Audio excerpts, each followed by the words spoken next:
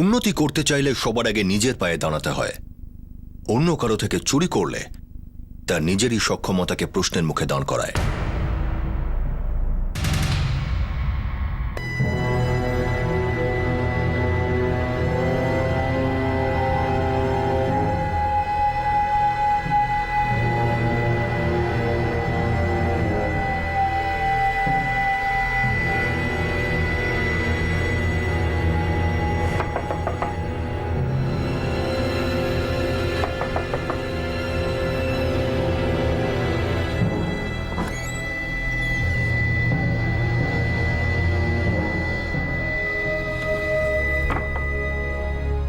পেলে কখন করবে? কালকে বেরোই, তারপর দেখছি। একদম ঠিক সময় উত্তরটা দেব। সব উত্তর সবসময় তার প্রশ্নের প্রতি ন্যায় বিচার করে না, বিশেষ করে প্রশ্নটা যখন এমন হয় যেটা মনকে প্রতিনিয়ত কুড়ে কুড়ে খায় আর হৃদয়কে ছুরি দিয়ে ফালা ফালা করে দেয়। একটা অস্ত্র কেনা হয়েছিল, একটা সময় স্থির করা হয়েছিল, একটা প্রশ্নের উত্তর মৃত্যু হতে চলেছিল।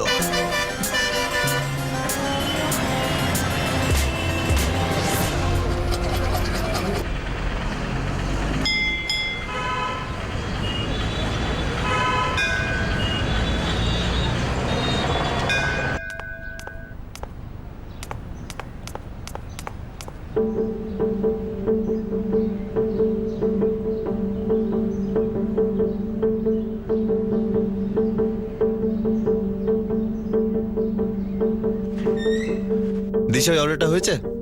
হ্যাঁ স্যার, জাস্ট অর্ডার শিটই তৈরি করছিলাম। ওকে স্যার, লাকড়া কনস্ট্রাকশনের অর্ডার এসে গেছে। 157 ইউনিটের অর্ডার আছে। ভেরি গুড সুজাতা, এনাকে আমরা ভালো ডিসকাউন্ট দেবো।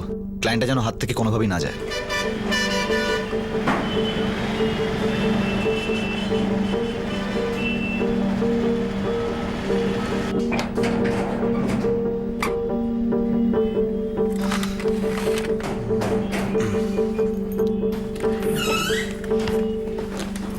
By bye sir. Sir. Bye. মেগামিন স্যার। এসো সুশান্ত। স্যার, এই জেনিত কনস্ট্রাকশনের পেমেন্ট এসে গেছে। গুড। স্যার আমি আসি, কালকে ওই সুগন বিল্ডারের সঙ্গে মিটিং আছে, আর ওটা শেষ করে তারপরে আমি অফিসে আসবো। স্যার, এই অর্ডারটা নিতেই হবে। ওই অর্ডারটা তুমি নিশ্চয়ই নিয়ে আসবে। All the best. Thank you sir.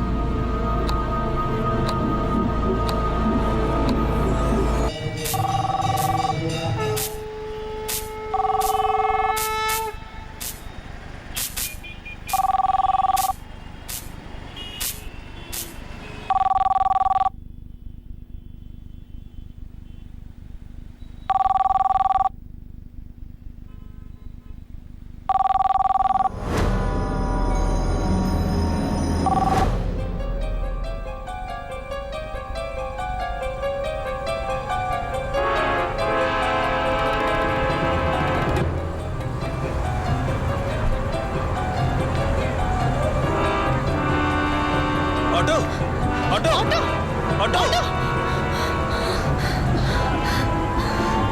Auto auto auto auto auto.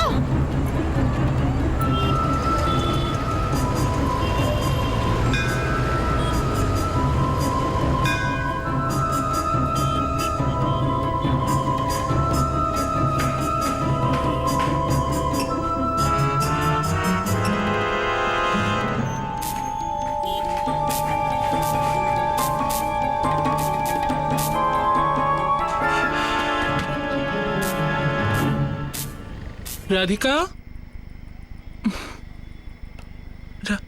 Radhika,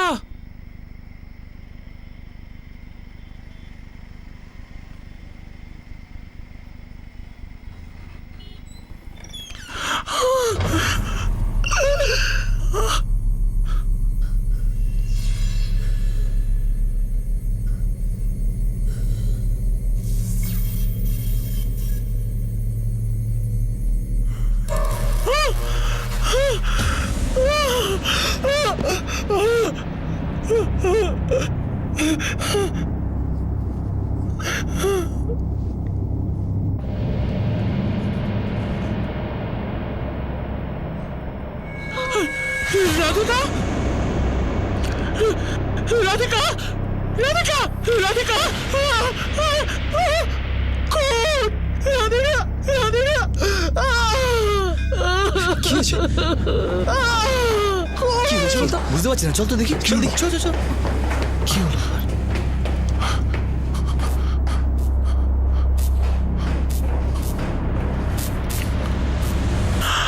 আমি কিচ্ছু জানি না, কিচ্ছু না। ওনার সাথে কথা বলো।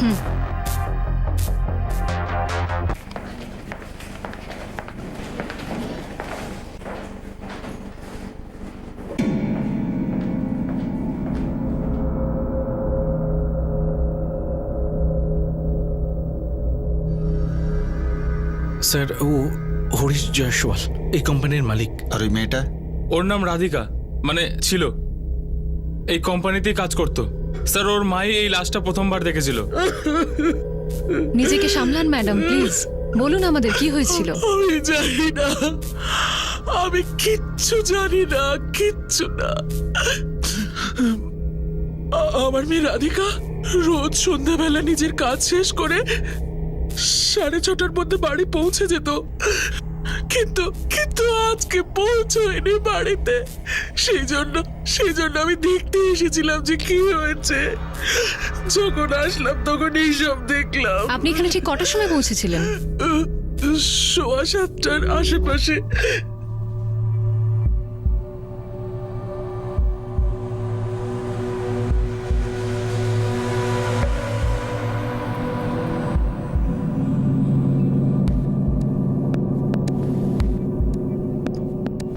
টোটাল 19টা অফিস আছে স্যার, যেগুলো মাল রাখার জন্য ব্যবহৃত হয়। 4টে অফিসে স্টাফেরাও থাকে, যেমন জেএম পেইন্টস। 6:30টার মধ্যে সব স্টাফেরা বেরিয়ে যায়। আপনার অফিস কোথায়? স্যার নিচের ফ্লোরে। হইচই শুনে আমি ওপরে উঠে আসি। আপনার নাম কি? রাকেশ শর্মা। রাকেশ শর্মা, আপনার অফিসের ওপরে, মানে এখানে 2টো গুলি চলেছে। আপনি আওয়াজ পাননি? স্যার বিকেলবেলা বাইরে প্রচুর ট্রাফিক থাকে, পাশে আবার মন্দিরও আছে, ওখানে বিকেলে আরতি হয়। এইসব চিৎকারে আমি কিছু শুনিনি স্যার। ওই হরিশ জয়সওয়াল, ও 6:30 নাগাদ অফিস থেকে বেরিয়ে যায়? না স্যার, হরিশবাবু যে অফিসে ছিল 8টা 8:30টার মধ্যে চলে যেত। সব সময় না, কিন্তু কখনো কখনো। আর রাধিকা? এ তো কখনো 6:30 অবধি থাকতোই না, বেশিরভাগ সময় 6:30টার আগেই বেরিয়ে যেত। স্যার রাধিকার মাও এটাই বলছেন। জেএম পেন্টসের অফিসে বাইরে থেকে কেউ এসেছিল? স্যার, ওটা আমি বলতে পারবো না, কারণ অনেক লোক কাজ করে। কতজন কাজ করেন জেএম পেন্টসে? স্যার, ওই সুশান্ত পান্ডারি এখনই আসবে, উনি এই অফিসের ম্যানেজার। হরিশবাবুর পরে উনিই সব কিছু। আর হরিশ জয়সওয়ালের ফ্যামিলি? আগে আমি ওনার স্ত্রীকে জানিয়ে দিয়েছি, চলে আসবে হয়তো। আসলে ব্যাপারটা স্যার, আমি বলতে চাইছি যে এই রাধিকা বলে মেয়েটা 6:30টার মধ্যে অফিস থেকে বেরিয়ে গেছিল, কিন্তু স্যার ও আবার ফিরে এসেছিল।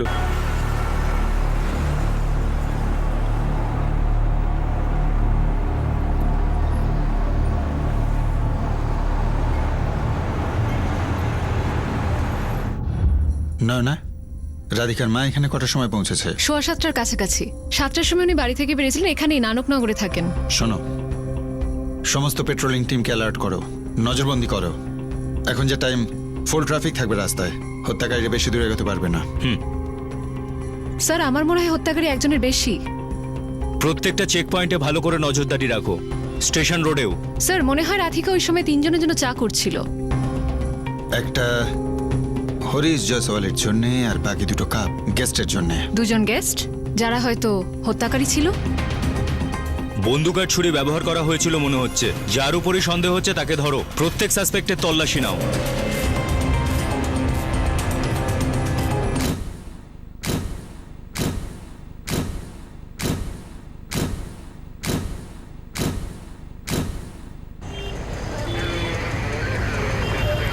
দেখি আপনারা সরে দাঁড়ান, যান ওদিকে। ম্যাডাম এদিকে আসুন।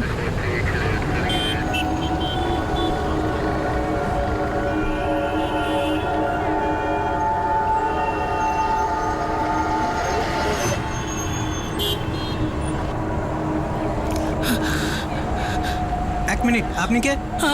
আমি রিনা জয়সওয়াল, উনি আমার স্বামী। ম্যাডাম উনি আর বেঁচে নেই। হরিশ, ম্যাডাম ম্যাডাম সরে যাও। সরে যাও হরিশ হরিশ হরিশ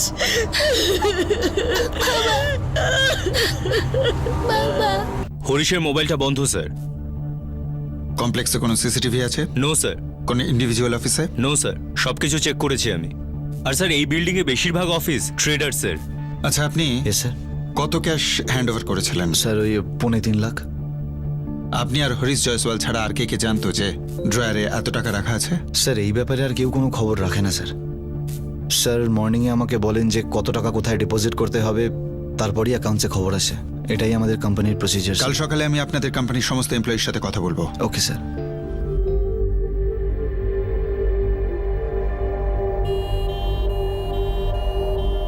একজন স্ত্রী তার স্বামীকে হারিয়েছিল, একজন সন্তান তার বাবাকে, এক বিধবা মা তার একমাত্র মেয়েকে হারিয়েছিল। জীবনে বেঁচে থাকার একমাত্র উদ্দেশ্য এবং আশা দুটোই হারিয়ে ফেলেছিল।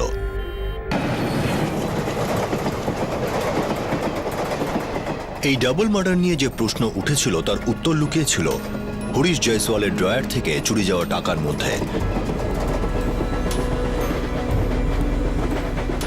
প্রশ্ন এখন একটাই ছিল যে খুনি সেই টাকা অবধি পৌঁছলো কি করে। আমি রাধিকাকে চিনি, ও রাজবীর কমপ্লেক্সে কাজ করে। আজ দেখেছিলেন আপনি ওকে? সন্ধেবেলা এসেছিল আর 1.5 লিটার দুধ নিয়ে গেছিল। কাকা 8 লিটার দুধ দিন না। আরে রাধিকা মা, আজ অনেকক্ষণ ধরে কাজ চলছে। আমি তো বাড়ি যাচ্ছিলাম কাকা, হঠাৎ স্যার আটকে দিল, বললো চা বানিয়ে যেতে। কাকা একটু তাড়াতাড়ি দিন না প্লিজ। এ নাও মা দুধ। থ্যাংক ইউ কাকা। চা বানানোর জন্য ওকে ওর স্যার আটকে ছিল? এটা ছাড়া ও কি আপনাকে আর কিছু বলেছিল? না ম্যাডাম। স্যার আমি ওই হরিশবাবুর স্ত্রী রিনা আর মালতীর সঙ্গে কথা বলার চেষ্টা করেছি। দুজনেই শোকা হতো, আজ আবার চেষ্টা করছি। হরিশের কল রেকর্ড চেয়ে পাঠিয়েছি স্যার। খোঁচরদেরও অ্যাক্টিভ করেছি, কন্ট্রাক্ট কিলিং এর হিস্ট্রি শিটারদেরও রাউন্ড আপ করেছি। শোনো, অফিস এমপ্লয়ীদের ট্যাকল করো। 2 জন লোক ছিল, জানার চেষ্টা করো তারা কে, আর ওই ক্যালকুলেশনই বা কি। হয়তো কোনো লেনদেনের ব্যাপার ছিল। স্যার আমি আগে গিয়ে রিনার সঙ্গে কথা বলছি, তারপর মালতীর সঙ্গে কথা বলছি। পুলিশের ইনভেস্টিগেশন এই জমিতে এনে দাঁড় করাবে। এই জমিতেই সেই টাকা পয়সার লেনদেনের রহস্য লুকিয়েছিল। ভিত, ভূমি এবং ভার্যা, এই 3টে জিনিসই চরিত্র নষ্ট করার মূল আর বেশিরভাগ ক্ষেত্রেই অপরাধের কারণ হয়ে দাঁড়ায়। এই ডাবল মার্ডার কেসে কোনো এক ব্যক্তি কোনো হিসাব কষেছিল, আর যার ফলস্বরূপ 2টো প্রাণ চলে গেল। তোমার কি সমস্যা রয়েছে সেটা জেনে আমার কোনো লাভ নেই। 5 লাখ টাকার কথা হয়েছিল, 5 লাখ টাকাই নেব, এর কমে নেব না। কম কথাটা শুনবই না। আর যদি না দাও তখন দেখো আমি কি করতে পারি।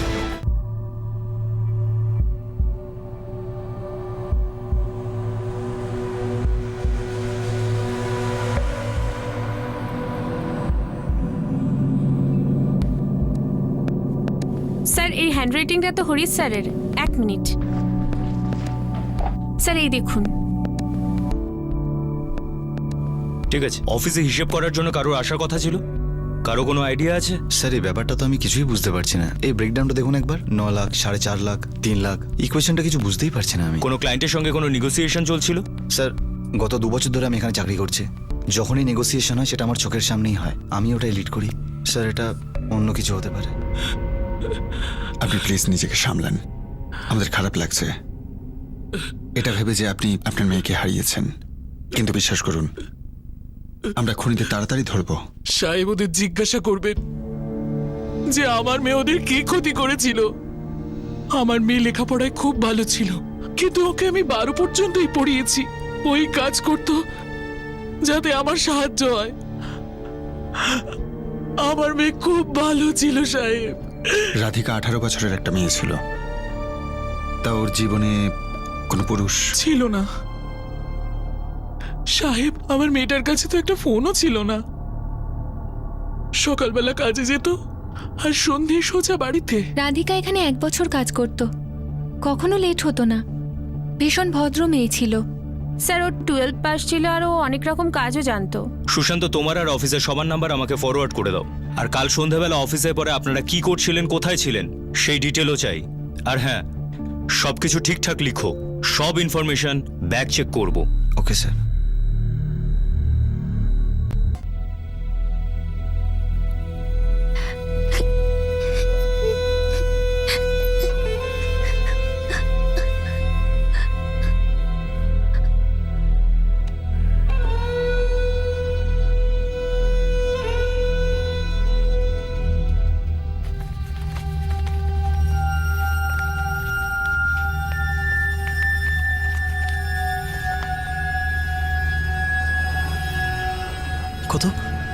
30,000।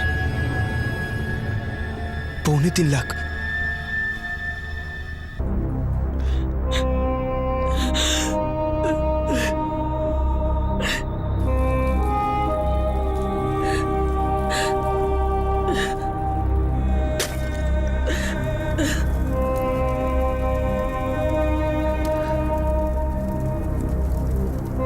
স্যার এটাও তো হতে পারে যে এই প্রপার্টি ডিসপিউটকে ইচ্ছে করে আমাদের সামনে নিয়ে আসা হয়েছে যাতে এই ব্যাপারটা অন্যদিকে ঘুরে যায়।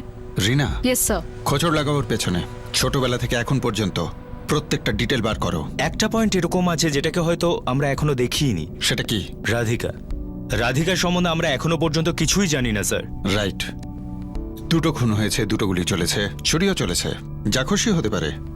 এই হিসেবটার মধ্যে আরো অনেক কিছু প্রশ্ন লুকিয়ে রয়েছে, আর আমাদের এই ইকুয়েশনটাকে বুঝতে হবে।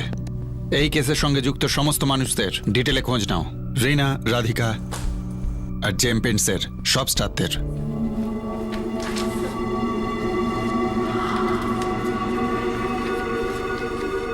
স্যার এখানে আমি একটা কথা মেনশন করিনি। কোন কথাটা? স্যার দেখুন না যদি একটু অ্যাভয়েড করতে পারেন। উনি আমার থেকে সমস্ত ডিটেল চেয়েছেন। এমন কি কথা আছে যেটা তুমি অ্যাভয়েড করতে চাইছো? স্যার অ্যাকচুয়ালি আমার প্যারেন্টসরা খুব কনজারভেটিভ অ্যান্ড ওনারা জানেন না আই হ্যাভ এ বয়ফ্রেন্ড। এই কথাটা পুলিশকে বলো, কারণ ওনারা যেটা বলেছে আমি সেটাই করব।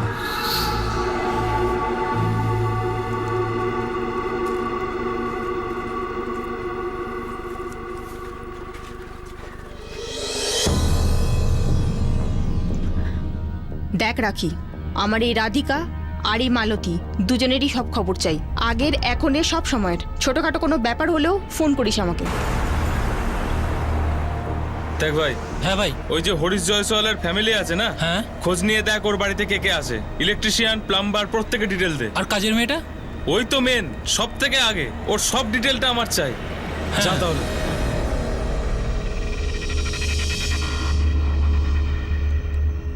নয় না?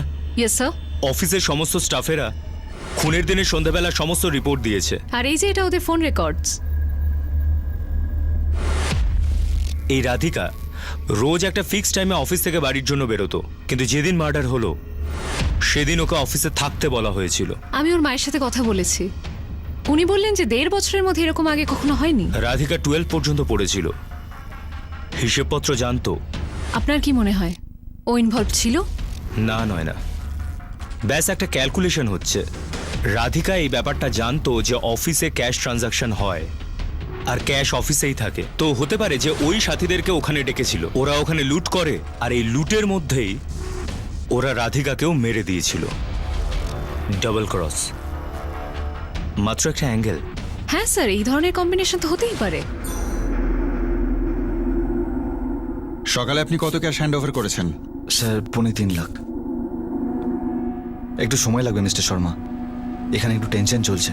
আপনি দয়া করে বোঝার চেষ্টা করুন প্লিজ। অফিসার স্যার, স্টাফদের রিপোর্ট থেকে কিছু পাওয়া গেল? এখনো পর্যন্ত কোনো কাজের কথা বেরোয়নি। সবার মুভমেন্ট ক্রস চেক করেছি স্যার, মনে হচ্ছে না কেউ মিথ্যে বলেছে। আর যে 2টো লোক সত্যি কথা বলতো তারা এই মুহূর্তে পৃথিবীতে নেই, হরিশ জয়সওয়াল আর রাধিকা। যদি আমরা ক্যালকুলেশনটা ভালো করে দেখি তো কি দেখব? 9 লাখ, 4.5 লাখ, 3 লাখ, 1 লাখ, 40,000, টোটাল 17 লাখ 90,000। কিন্তু এই টোটালটা নোটপ্যাডে লেখা নেই। এই হিসেবপত্র কিসের জন্য হচ্ছিল সেটাই তো এখনো পর্যন্ত জানা যায়নি।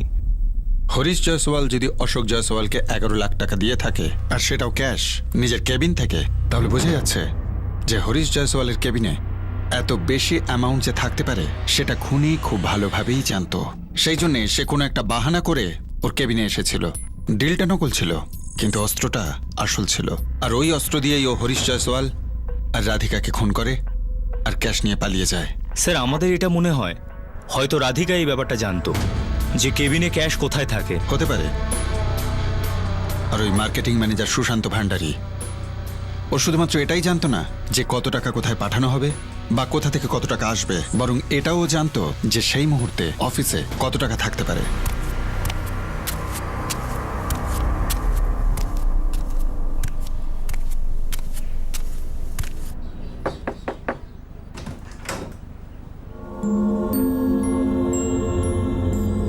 ভালো হলো তুমি এলে, নইলে আমি সোজা পুলিশের কাছে যেতাম।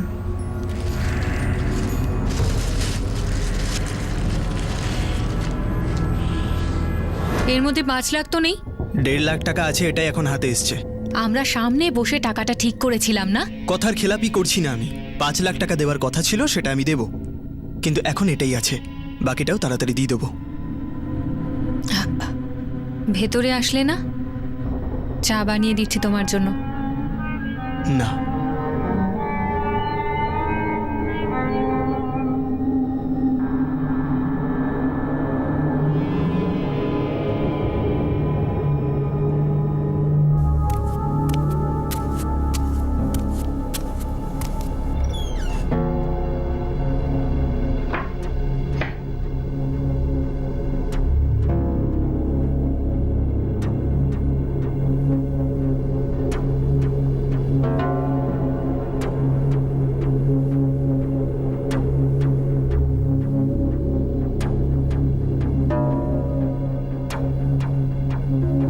কি? আমি মা হতে চলেছি।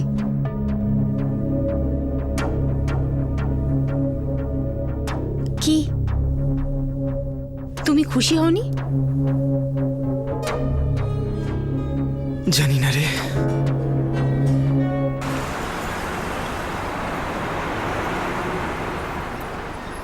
এই রিনা ম্যাডাম যে হাজবেন্ডকে মারবে তার কোনো কারণ দেখতে পাচ্ছি না। কতদিন ফলো করেছিস? পুরো 4 দিন ধরে ফলো করছি স্যার। আর আপনারা কিছু পেলেন ফোন রেকর্ডস থেকে? না, কিন্তু পিটার, ওর কাছে তো কোনো দ্বিতীয় ফোনও হতে পারে, লুকোনো। স্যার এটা তো না, যদি এটা অ্যাফেয়ারের মামলা হতো তাহলে এতদিন তো চাপা পড়ে থাকতো না। না, এই মেয়েটা রাধিকা গ্রামের মেয়ে ছিল ম্যাডাম, একদম সোজা সরল। আমার তো মনে হয় বেঘুরে ওর প্রাণটা গেল। কোনো বয়ফ্রেন্ড ছিল নাকি ওর? না, বিশাখা, রেণুকা, নিশা আর সুজাতা, এরা 4 জন। আর 5 নম্বর রাধিকা। আর সুশান্তকে নিয়ে 6 জন। এবার এই ফিগারটাকে দেখো, 9 লাখ, 4.5 লাখ, 3 লাখ, 1 লাখ আর 40,000। এটা কি এমপ্লয়িদের স্যালারি হতে পারে? যদি তাই হয় তাহলে এই 40,000 হয়তো রাধিকার স্যালারি হতে পারে বছরের। পসিবল। কিন্তু স্যার, 1 লাখ টাকা স্যালারি কার হতে পারে? আমি ওখানে দেখেছি, ওই মেয়েগুলোর সঙ্গে কথাও বলেছি, কাউকেই এমন মনে হয় না যার পার অ্যানাম স্যালারি 1 লাখ টাকা হবে। এত কম টাকায় কাজ করা মুশকিল মনে হয়। হিসেবটা কিছুতেই মেলাতে পারছি না। স্টাফেদের কল রেকর্ড তো একদম ক্লিন এসেছে। প্রত্যেকের ফোন সার্ভিলেন্সে দিয়ে দাও। হতে পারে নিজে না করে কাউকে দিয়ে করিয়েছে। একটা ফোন কল পুরো ষড়যন্ত্রটা ফাঁস করে দিতে পারে।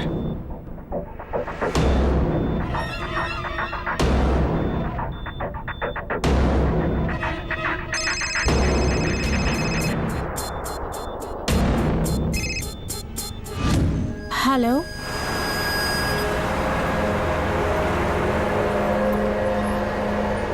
কি ব্যাপার ভাই?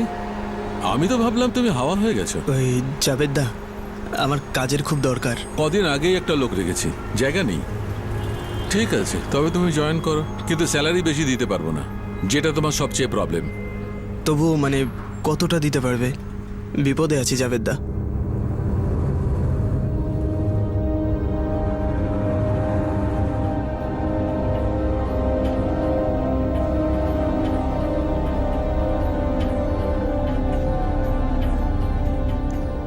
নিয়ে নাও চাকরিটা, যাই স্যালারি পাও তাতে চলে যাবে আমাদের।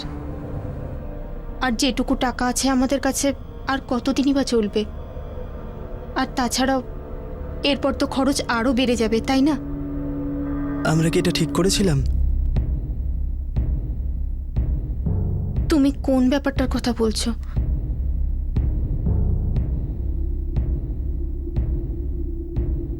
অপরাধীরা আফসোস করতে শুরু করেছিল, আর তাদের মনের গ্লানির কারণ ছিল একাধিক।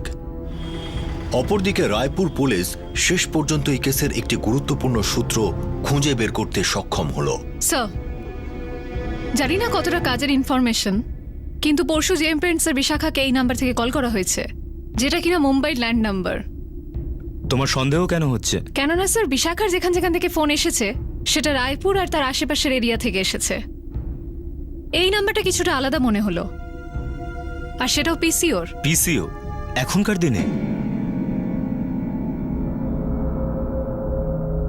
বিশাখা, ভয় পাবেন না। আমি একটা ফোন কলের ব্যাপারে আপনাকে জিজ্ঞাসাবাদ করতে চাই। পরশুদিন এসেছিল এই কলটা, তুমি বোধহয় অফিসে ছিলে। মুম্বাইয়ের পিসিওর নাম্বার এটা।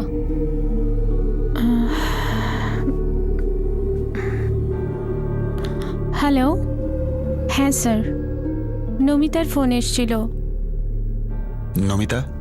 নমিতা ঠাকুর আমাদের এখানেই কাজ করতো অ্যাকাউন্টসে, রেণুকা জয়েন করার আগে। X employee? হ্যাঁ স্যার। কি জন্য ফোন করেছিল সে? হ্যালো, হাই বিশাখা, নমিতা বলছি। নমিতা? আরে নমিতা ঠাকুর। ও নমিতা, বল কি জন্য ফোন করেছিস? আরে আমি জানতে পারলাম হরিশ স্যারের ব্যাপারে। হ্যাঁ, অ্যাকচুয়ালি 2 সপ্তাহের ওপর হয়ে গেছে। এখানে পরিবেশ খুব একটা ভালো নেই। কিন্তু তুই কি করে জানতে পারলি? ওই আমাদের ওই ছত্তিশগড়ের নিউজ চ্যানেলটা আছে না, রায়পুর রিপোর্টার, ওটাতেই দেখলাম আমি।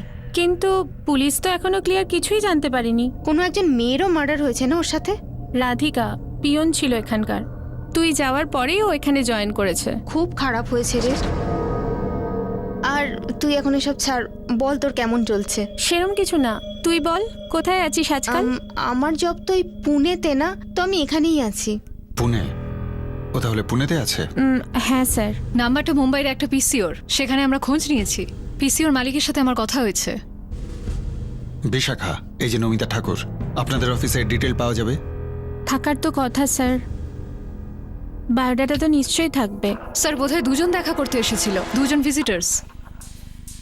একজন এক্স এমপ্লয়ি, তাই জন্যই এত সহজে অফিসে ঢুকতে পেরেছিল। ওর পার্টনার, সেও কি এক্স এমপ্লয়ি হতে পারে?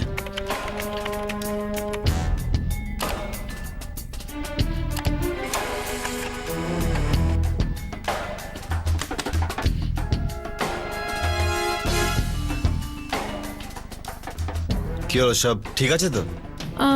হ্যাঁ স্যার।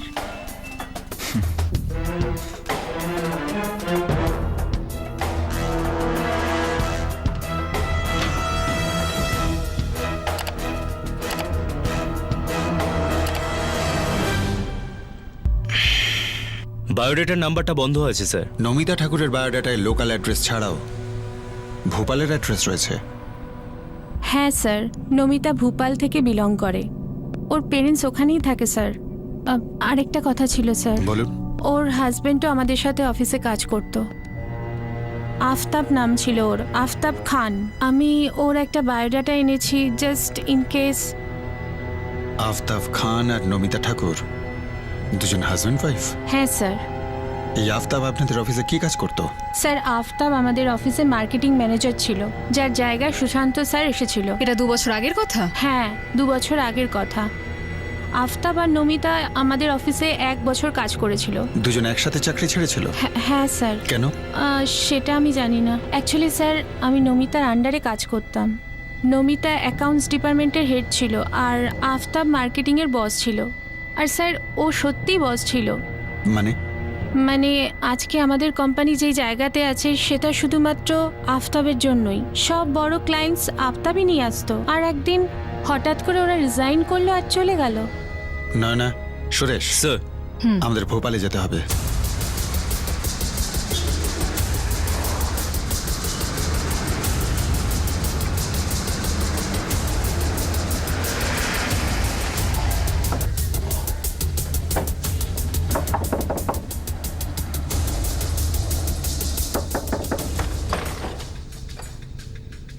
আগে নমিতা ঠাকুর এখানেই থাকেন?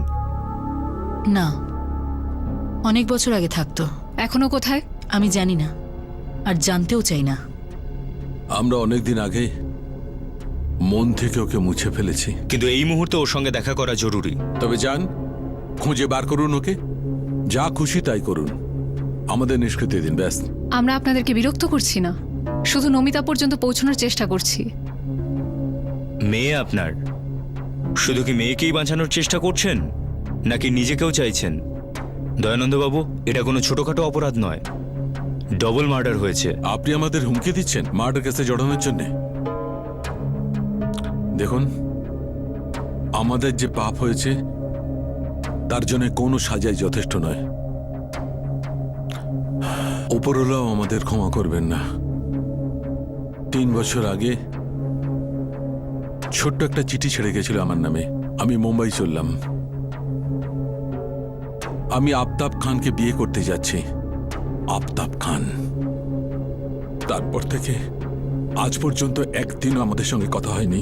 এটা আপনার ঘরের ব্যাপার, এই ব্যাপারে আমরা কিছুই করতে পারি না। কিন্তু এখন আমাদের আপনার মেয়ে নমিতা আর আফতাবের সন্ধান চাই। আমাদের জানা নেই ওরা এখন কোথায় আছে। আমাদের ইনফরমেশন অনুযায়ী ওরা এখন মুম্বাইতে আছে, আর আমাদের ওদের ছবি চাই।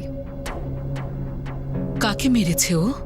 জেম পেন্টসের মালিক হরিশ আর আরেকজন স্টাফ। আমরা তো শিওর বলতে পারছি না, আমাদের সন্দেহ ওদের দুজনের উপরই। যেদিন থেকে ও আফতাবকে বিয়ে করেছে ওর জীবনটা ওই দিন থেকে নষ্ট হয়ে গেছে।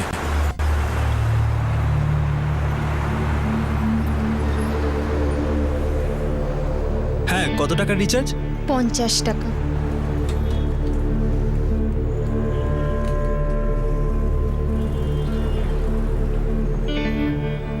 যখন ওরা মুম্বাইতে চাকরি পায়নি তখন আফতাবের সঙ্গে যোগাযোগ হয়। আর কপাল দেখো, আমাকে এসে সেটা বলেও ছিল। নাম কি বললি ওর? আফতাব, আফতাব খান। আর ও মোবাইল শপে মানুষের মোবাইল রিপেয়ার করে, তাই তো? পোস্ট গ্রাজুয়েট ও মা, জবের জন্য অ্যাপ্লাইও করেছে, চাকরি পাচ্ছে না বলে এটা করছে। আর বাবা, তুমি তো এটা জানো, রিসেশন চলছে, চাকরি পাওয়াটা প্রায় অসম্ভব। আকাল পড়ে গেছে। অভাব কি আমাদের ধর্মের ছেলেদের আছে যে তোমার এই অন্য ধর্মের লোককে ভালোবাসতে হবে? প্লিজ বাবা, এরকম বলো না। আমি আর আফতাব দুজন দুজনকে ভালোবাসি, বিয়ে করতে চাই, আর আমরা সিদ্ধান্ত নিয়ে নিয়েছি। থাকে কোথায় তোর এই আফতাব?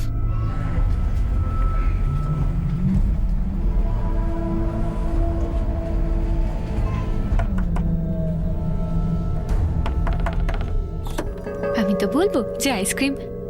বলুন। বলছিলাম আফতাব খান এখানে থাকে? হ্যাঁ, আপনি বলুন কি দরকার। দেখা করব, বাড়িতে থাকলে ডাকো ওকে। 1 মিনিট, যাও ভেতরে গিয়ে খেলো। হ্যাঁ চলো, যাও, আমি আসছি, যাও। আসলে ও তো দোকানে গেছে। ওর বাবা মার সঙ্গে কথা হতে পারে? ওনারা তো এখানে থাকেন না, কিন্তু আপনার কোনো দরকার ছিল আপনি আমাকে বলতে পারেন, উনি আমার স্বামী হন। কি? আফতাব খান বিবাহিত? হ্যাঁ। ও যখন বিবাহিত তো আমার মেয়েকে বিয়ে করতে চায় কেন? কি? তুই জানতিস না ওই ছেলেটা বিবাহিত? তুই একজন বিবাহিত মানুষের সংসার ভেঙে নিজের সংসার তৈরি করবি? ওর একটা বাচ্চাও আছে, সেটাও নিজের স্ত্রীর। সে কান্নাকাটি করছিল আমার সামনে যখন আমি ওকে বললাম যে আফতাব তোকে বিয়ে করার প্রস্তাব দিয়েছে। কেন করছিস এসব? শোনো, আমাদের এখানে মুম্বাইতে আসাই উচিত হয়নি। চলো আবার ভোপালে যাই। দেখ মা, একটু ভেবে দেখ, কত কষ্ট করে তুই পড়াশোনা শিখেছিস। তোর সামনে একটা সুন্দর জীবন আসতে পারে, তুই কেন নিজের ক্ষতি করতে চাইছিস? ওর নীরবতা অনেক কিছু বলছিল, কিন্তু আমি বুঝতেই পারছিলাম না যে ওর কি এমন ঘটে গেল যে আমার মেয়ে এরকম ভুল সিদ্ধান্ত নিল। আর আমরা ভোপাল চলে এলাম, কিন্তু ওদের জেদ আর কোথায় থেমে থাকলো। ওখানে 1 বছর ওরা কাজ করলো, তারপর একদিন ব্যাস চিঠি দিয়ে হারিয়ে গেল। যেমন করে ও নিজের জীবন থেকে আমাদের মুছে ফেললো, সেইভাবে আমরাও ওকে নিজেদের মন থেকে, অন্তর থেকে ওকে মুছে ফেললাম। নমিতা আপনাকে কখনো ফোন করেছে?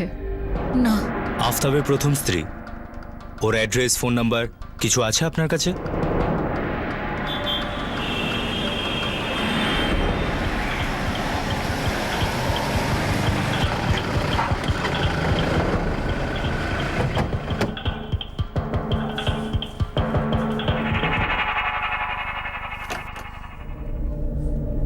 আসো আসো, তাড়াতাড়ি ভেতরে চলো। আগে আগে আপনারা কারা? আপনি সাজিয়া খান? হ্যাঁ, আমি সাজিয়া। আফতাব আর নমিতাকে কোথায় পাবো?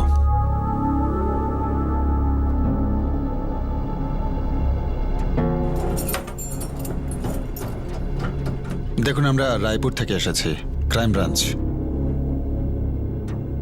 আফতাব আর নমিতা কোথায় আছে? আগে আফতাব আমার স্বামী ছিল একটা সময়, কিন্তু এখন ওর সম্পর্কে আমি কিচ্ছু জানি না। দেখুন, আমি একটা কেসের ব্যাপারেই এসেছি। রায়পুরে একটা ডাবল মার্ডার হয়েছে। আমরা সন্দেহ করছি যে আপনার স্বামী আফতাব আর এই নমিতা এটার সঙ্গে যুক্ত। আপনি বলতে পারবেন ও এখন কোথায় থাকে? ও এখানে থাকে না, ও চন্দননগরে থাকে এখন, কাছাকাছি।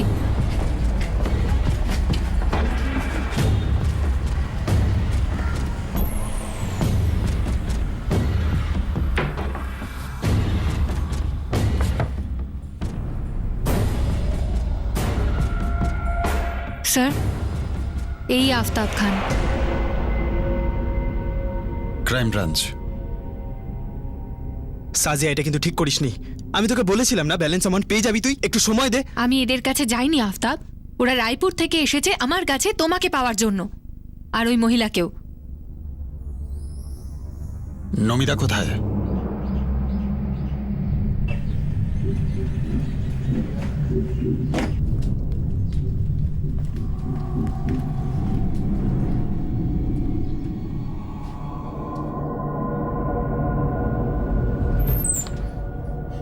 আফতাব, আফতাব, আমার মধ্যে কি কম আছে? হ্যাঁ, আমি কখন বললাম যে তোর মধ্যে কিছু কম আছে?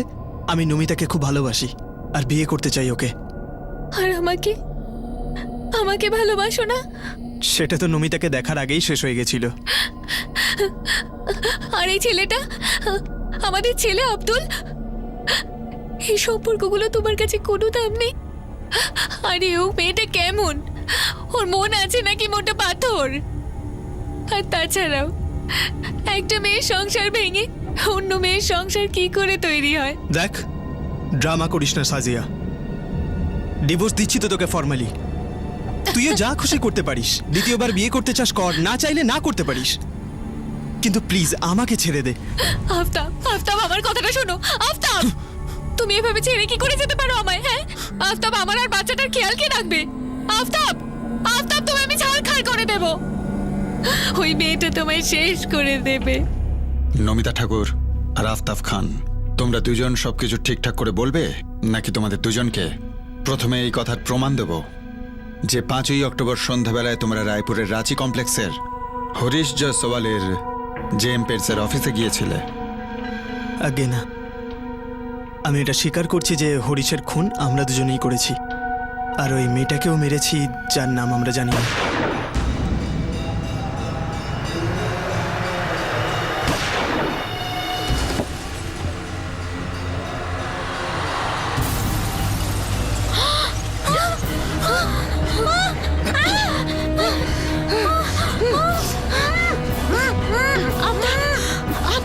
আফতাব, এর মুখটা বন্ধ করে দাও, এর মুখটা বন্ধ করে দাও। না আফতাব, গুলিতে নয়, মুখে শুনতে পাবে।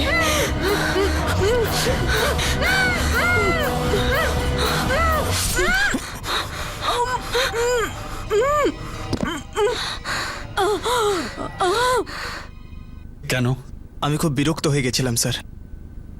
একদিকে সাজিয়া 5 লাখ টাকা খোরপোশের জন্য চাইছিল, নিজের আর আব্দুলের খরচা চালাতে, আর একদিকে আমরা দুজন নতুন জীবন শুরু করছিলাম। তোমরা দুজনেই পোস্ট গ্রাজুয়েট, তাই না? হ্যাঁ, আর আমরা দুজন কঠোর পরিশ্রম করেছি হরিশের জন্য। নিজের মাথার ঘাম পায়ে ফেলে হরিশের জন্য ক্লায়েন্ট নিয়ে আসতাম, কিন্তু ও কি করতো? যেটা আমার অধিকার ছিল সেটা আমাকে কখনো দেয়নি।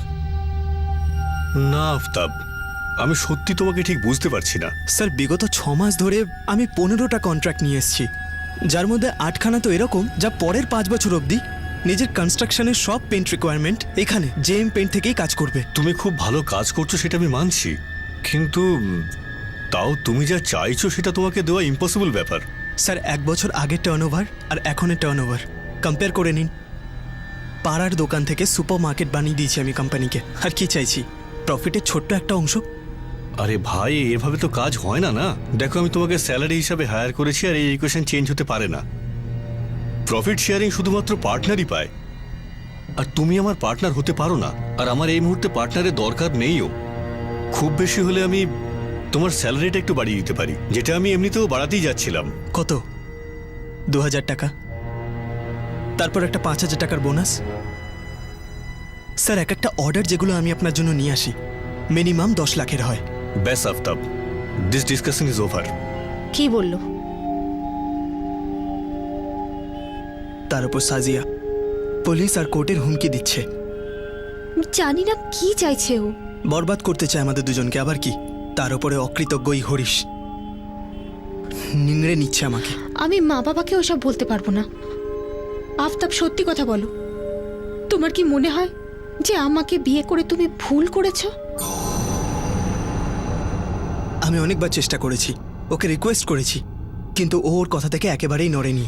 সব ক্লায়েন্ট স্ক্র্যাচ ফর্ম সব আমি নিয়ে এসেছি, আর ওর জায়গায় যদি অন্য কোনো ছোট কোম্পানির মালিক হতো না তাহলে আমাকে সঙ্গে সঙ্গে পার্টনার বানিয়ে নিত। হরিশ জয়সওয়াল তোমাকে তার পার্টনার বানায়নি, সেই জন্য তোমরা দুই পার্টনার মিলে ওর প্রাণটাই নিয়ে নিলে।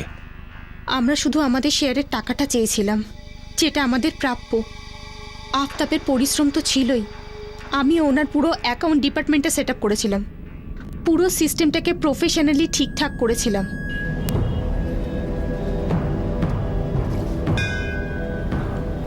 আফতাব আর নমিতা কমপ্লেক্সের দিকে নজর রাখছিল আর এমপ্লয়ীদের বাড়ি ফেরার টাইমিং নোট করছিল।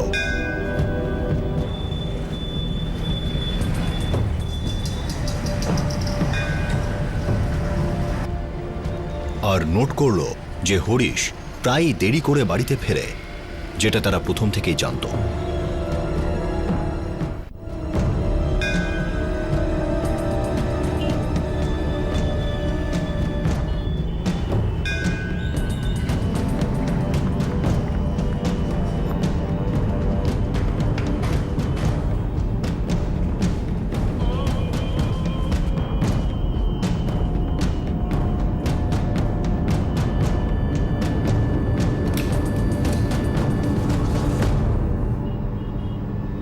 আরে Aftab, Namita, what a pleasant surprise.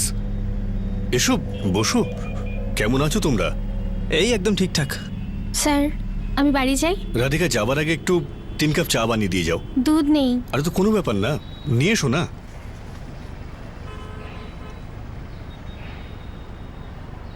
আর বলো, কি মনে করে আসলে?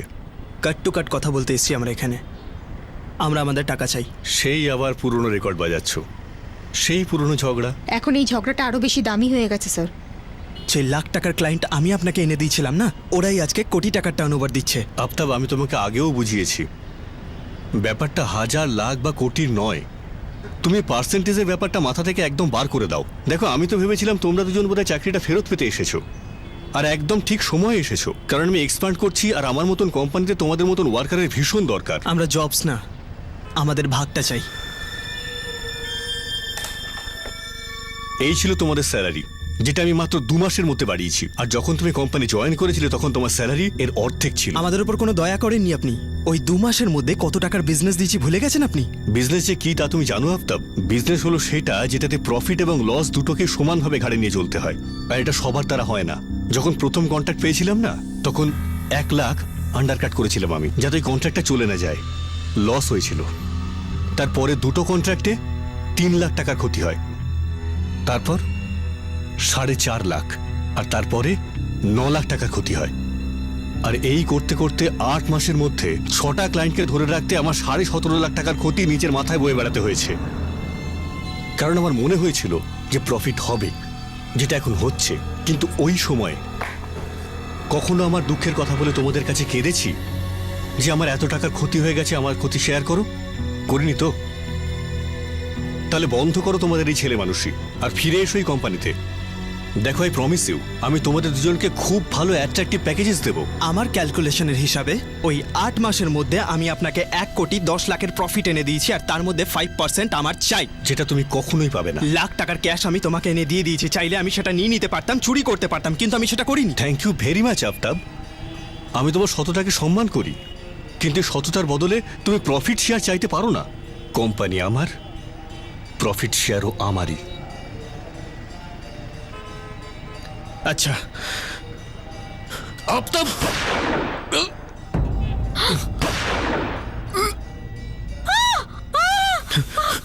তাহলে তোমাদের এটা মনে হচ্ছিল যে হরিশ তোমাদের প্রাপ্য পাওনাটা দিচ্ছে না, সেই জন্য তোমরা দুজন মিলে ওকে খুন করে দিলে।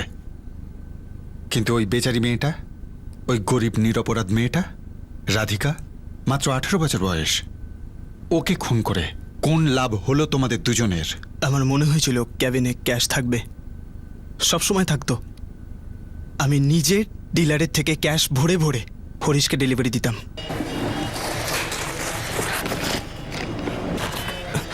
এর মধ্যে তো অনেক কম টাকা রয়েছে। অন্য ড্রয়ারে দেখো।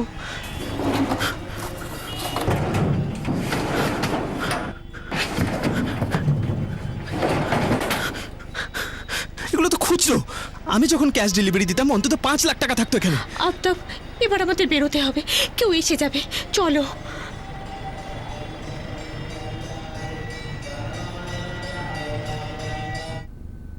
বন্দুক আর ছুরিটা কোথায়?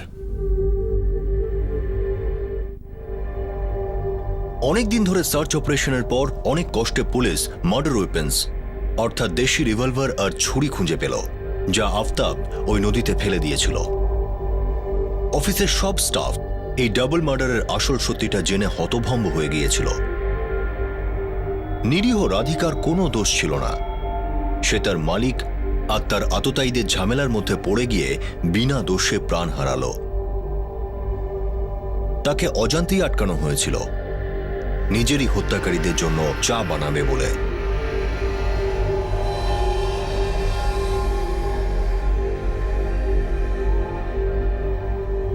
আমি বলেছিলাম তোমায় ওই মেয়েটা তোমায় শেষ করে দেবে। সেই কাজটা তো তুই খুব ভালো করেই করেছিস সাজিয়া। 5 লাখ টাকা চাইলি আমার থেকে, হুমকি দিলি আমাকে। আমি তো শুধু হুমকি দিয়েছিলাম, তুমি বিশ্বাসঘাতকতা করলে আমাদের সাথে, আর তুমি আমায় দোষ দিচ্ছ।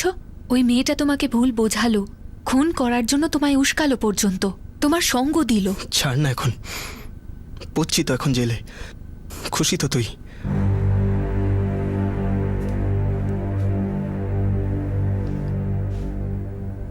গর্ভবতী নমিতা কেস চলাকালীনই সন্তানের জন্ম দেয়। আফতাব আর নমিতাকে আইপিসি 302 ধারা অনুযায়ী খুনের জন্য, 201 ধারা অনুযায়ী প্রমাণ লোপাটের জন্য, 394 ধারা অনুযায়ী চুরির উদ্দেশ্যে ক্ষতি সাধন করার জন্য, 397 ধারা অনুযায়ী চুরি করার উদ্দেশ্যে গিয়ে হত্যা বা ক্ষতি করার জন্য, 25 নম্বর ধারায় অস্ত্র আইনে, 27 নম্বর ধারায় খুন করার উদ্দেশ্যে আগ্নেয়াস্ত্র ব্যবহার করার জন্য, আর 34 নম্বর ধারায় একই উদ্দেশ্য নিয়ে একই অপরাধে সামিল হওয়ার অভিযোগে গ্রেফতার করা হয়েছে। পুলিশের ইনভেস্টিগেশন সঠিক ছিল এবং স্পেশাল কোর্ট আফতাব ও নমিতাকে দোষী প্রমাণ করে এই দুজনকেই যাবজ্জীবন শাস্তি দিয়েছে। নমিতার সন্তান তার সঙ্গে জেলেই রয়েছে।